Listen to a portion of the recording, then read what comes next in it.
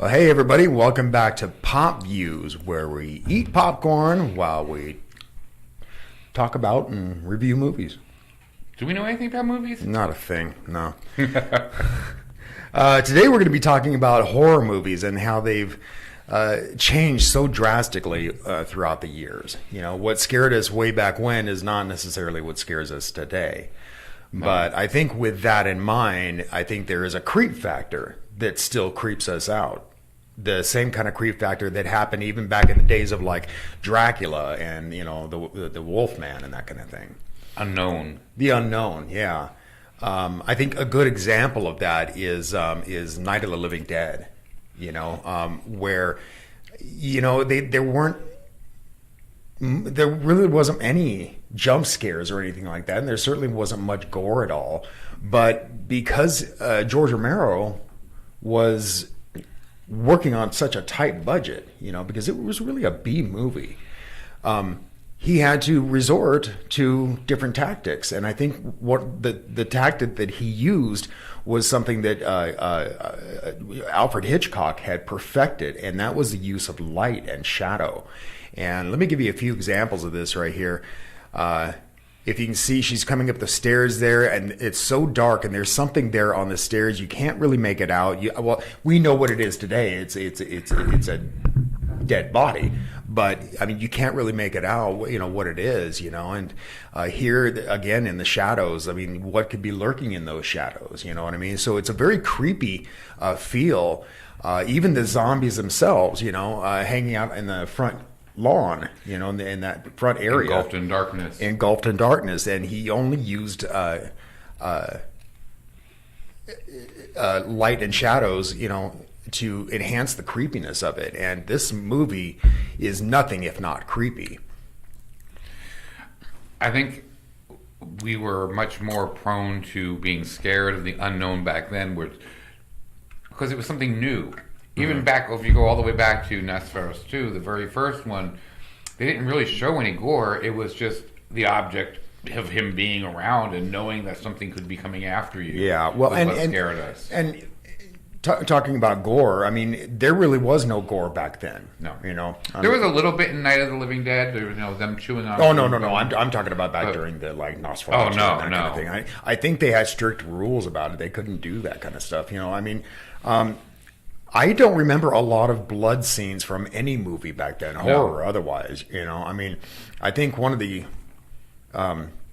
biggest blood scenes that ever first occurred, was in Psycho, when he chops her up in the shower. And that was black and white. Yeah, I heard that they used chocolate syrup for that. Right, chocolate syrup. But again, if it would have been in color, it would have probably gotten a worse X rating, I would imagine. Right, a worse rating and stuff, because back then, gore was.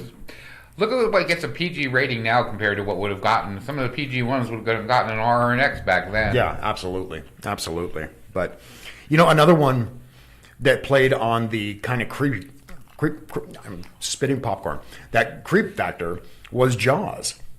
And the reason, and it was kind of a mistake, is he stumbled onto doing this, because, you know, the first part of the movie, you only see through the shark's eyes, you know, like at the very beginning of the movie.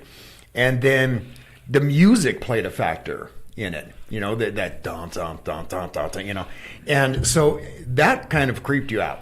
Right. The suspense was built up through the music, and then you never really saw the shark until about halfway through the movie. And the reason for that is because the shark mechanism kept malfunctioning. It ended up working brilliantly. I think it was much scarier not seeing the shark all the time. Oh, yeah, absolutely. The suspense, the music, and everything else built you up enough without having to see the shark. You knew it was there. You knew what was going to happen. Right. You knew it was coming. You didn't have to see it. Yeah, absolutely. But yeah, I think Jaws is a good example of how people will forgive certain things, because, like I said, you don't see the movie don't see the shark until halfway through the movie. And then by the end of the movie, when the shark is up on the orca, the boat, and it's kind of doing that chomp, chomp, chomp thing, it looks pretty fake. Right. But I think at that point, you're so enthralled with the movie, you don't give a damn. Right. You know, I mean, you can just overlook that, you know. Well, I think a lot of the horror movies back then, again, with the no blood and the least gore factor, all relied on the tension of what they have built up through the whole movie. Nowadays, there's a lot of jump scares, a lot of gore, and it's not necessary in a lot of movies. No, I mean, I can see how. I mean, there are a lot of horror fanatics out there that really enjoy the gore. Gore can be fun. It can be fun. I'm really not one of them. I'm more of the person that enjoys suspense and the cryptitude, I guess we could call it. You know. Well, it's a difference between a movie like Saw that basically. Now, I will say the first Saw did have a good storyline also to it, but a lot of it was because of the gore that made it that extra factor to it. Unlike movies like It, that use the suspense and maybe some jump scares here and there, but the suspense and the knowing of the character to scare you more than the actual gore. Yeah. Well, and gore, I don't know. Like in Saw, I was able to forgive the amount of gore because, I guess because I'm not really into gore. And I was able to forgive it because it was a great movie. I mean, the plot line was excellent. And it was actually needed for that movie. Yeah. It wasn't just like, let's put gore in it for gore's sake. Yeah, I don't know. But yeah, I mean, so much has changed with horror movies over the years. I mean, like, you were talking about the jump scares. Jump scares are cool as long as they're not doing it all the time throughout the movie. I mean, it almost gets like it's predictable. One person's looking this way, and there's a window over here, and a cat jumps up on the window. Going back to Jaws, the head popping out of the hole in the boat. Yeah, that was jump scares used well. Right. Because there wasn't a lot of jump scares through the whole thing. Right. It wasn't inundated with it. I mean, so Jaws. For those of you who don't know, I mean, that's my number one favorite movie of all time. That's a great flick, And the reason I liked it is because of the way Spielberg got the reactions and the actions from just the locals there in the community, because that's who they were. They weren't actors. They were just, hey, do you want to be in a movie, kind of thing, Let's go back to Night of the Living Dead for a minute. Look at how the progression of that started out. In the very first one, Night of the Living Dead, there was very little gore. It was more the characters and the shadows and the suspense that drove that movie. Yeah. Then you go up to Night of the Living Dead goes to Dawn of the Dead, Day of the Dead, etc. When you get up to Diary of the Dead, it's full out gore. Yeah. That's all there is gore. There's no more characterization, no more suspense. It's just, let's see how many zombies we can get to kill these people. Yeah, and that's actually one of the things I like about The Walking Dead, is they don't rely on gore. Right. Again, it's that creepy factor. But, I mean, to Tom Savini's credit, the special effects makeup artist involved with the Dead series, the Dawn of the Dead series. I mean, he really was able to expand his craft with these movies. Those movies and movies like Friday the 13th and that kind of thing. But let's talk about that for a second. Let's talk about the serial killer movies and how they've changed. Because you think about Psycho and then you think about Jason, two completely different types of movies. Oh, yeah. Totally. Yeah. Jason, Friday the 13th, again, there was gore, a lot of gore in it, but the storyline is what got me with the twist ending and everything else. It was almost a Hitchcock-type twist ending at the end. Absolutely. Something you totally did not expect. But it relied on a lot of gore through it. It sure did. To count on the scares. And it was almost like they...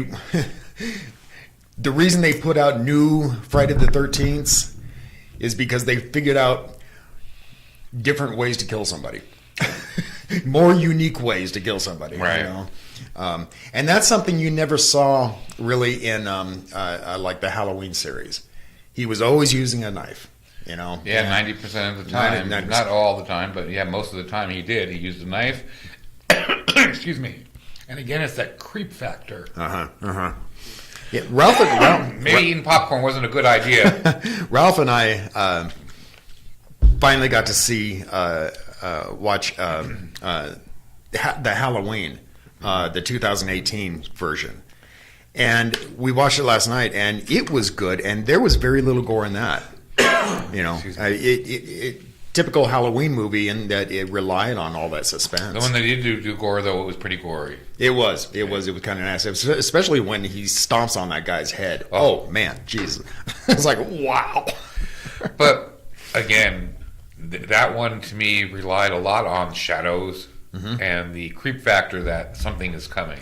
Right. You know, I mean, and how else could you do a good Halloween movie? I mean, he's known as the Shape, you know, and he's just this shape in the shadows, you know? And yeah. I thought it was a good movie.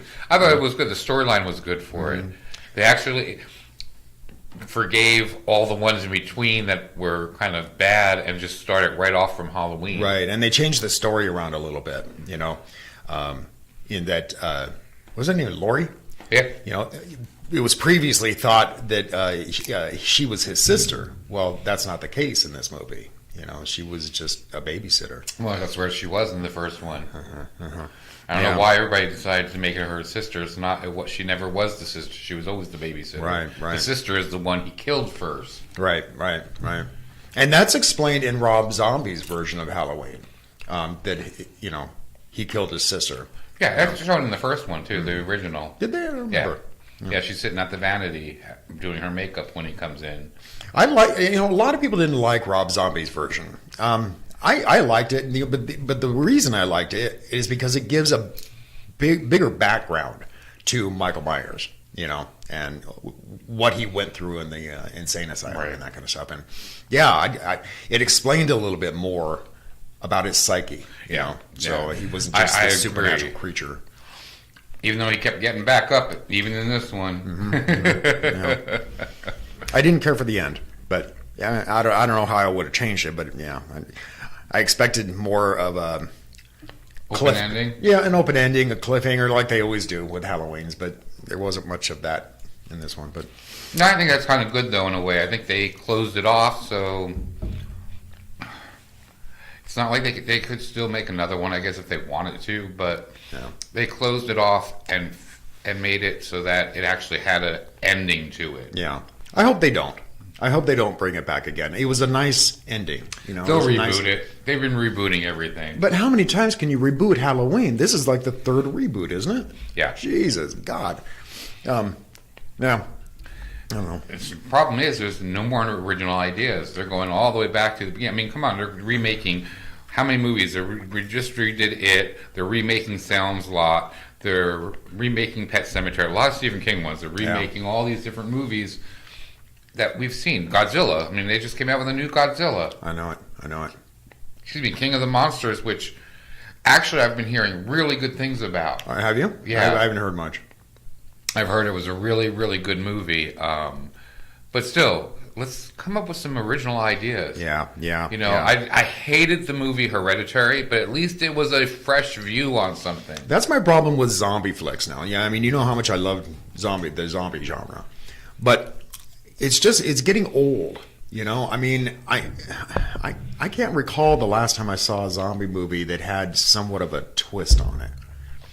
We were talking back at Fido probably before. Yeah. And ghost stories. I'm a huge fan of ghost stories, but I'm not, you know, and like the last good ghost story that I saw, because I think that a good ghost story should have a melancholy feel to it, you know, because it's about a dead person or dead people. You know, what was it called, that series? The Haunting of Hill House. Haunting of Hill House. You know, excellent. And it had kind of a melancholy, kind of sad feel to it. Again, and it didn't rely on gore. It didn't rely on jump scares. It relied on atmosphere. It had a couple of jump scares, but not much. No, but I mean, it didn't rely on them to be scary. The atmosphere is what was scary about it. Yeah, absolutely. And the atmosphere makes a ghost story for me. You know, I think prior to that, I think the last good ghost story that I saw was with Nicole Kidman, The Others.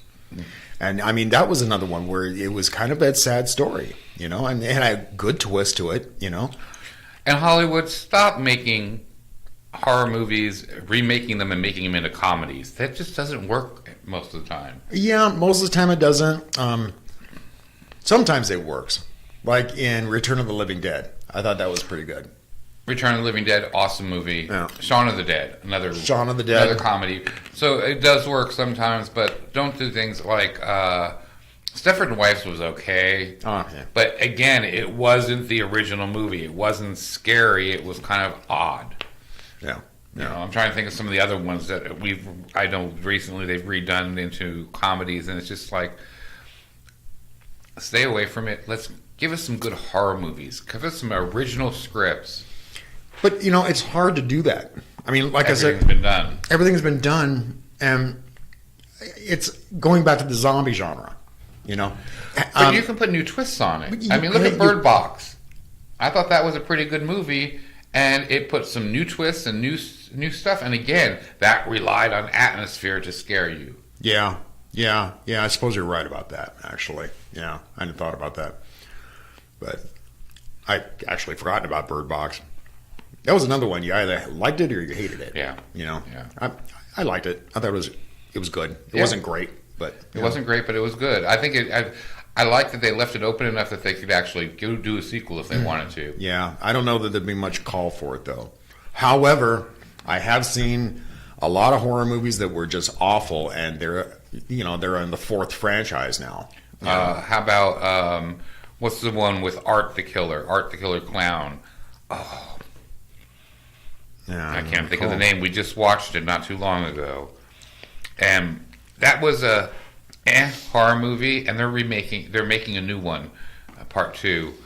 Oh, Leprechaun was like that. They made 10 of them. Yeah, I thought the first one was good, but from the second one onward was I just stopped watching them. Leprechaun in space. Oh my God, you know. That's another one. Like they went really overboard with Friday the 13th. You know, they sent Jason X. Yeah, Jason X. You know, that was just ridiculous. You know, I mean, my God. But you know, and the problem is it's a greed factor with Hollywood, but the problem is not necessarily Hollywood. The problem is us. As long as we continue to go see these crappy horror movies, that's what they're going to produce for us. Yep. You know, and then you won't see new original scripts. You know, I mean, with original storylines. You know, so no. Anyway. Let us know what you guys think. Yeah, absolutely. Hey, don't forget to like and subscribe to us. We love to see that little blue thumb. So, what else would you like to see us talk about on this channel, too? Sure. We're going to be reviewing a movie next week. I'm not sure what we're going to be reviewing, but we'll maybe review a couple of movies. Sounds good. I really want to see Rocket Man. Yeah, I do too. Yeah, so maybe we'll go do that. Yeah. But anyway, until next time, thanks a lot for watching, and keep watching.